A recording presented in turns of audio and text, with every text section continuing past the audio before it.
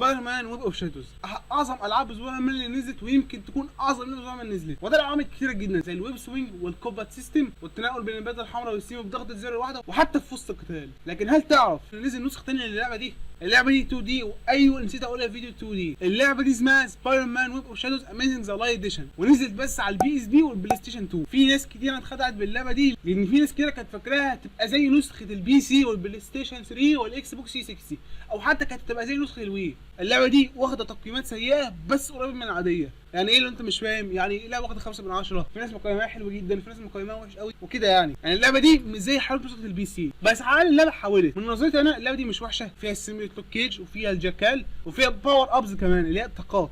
واللعبه على فكره صغيره، انت ممكن تختمها في نفس القعده. الخلاصه يا احمد، اللعبه مش مميزه لكن حلوه. لو بتحب ال 2 دي وعايز تلعب لعبه سبايدر مان ويب شادوز العبها، لان في حاجات كتير حلوه. اللعبه مش واخده تقييمات وحشه، زي ما انت شايف الاثنين جايب لك موقعين مقيمين اللعبه دي مع اسمهم. على الاقل اللعبه كان ليها اسم تاني، ما كانتش اسمها ويب شادوز وخلاص، كان اسمها ويب شادوز اميزنج ذا لايت اديشن. اللعبه نسخه ثانيه تماما، اللي لو نزلت على البي سي بنفس الاسم تبقى زي نسخه البي اس بي، مش تبقى زي نسخه البي سي. صلي على النبي وشوف في القناه واعمل لايك الفيديو ده.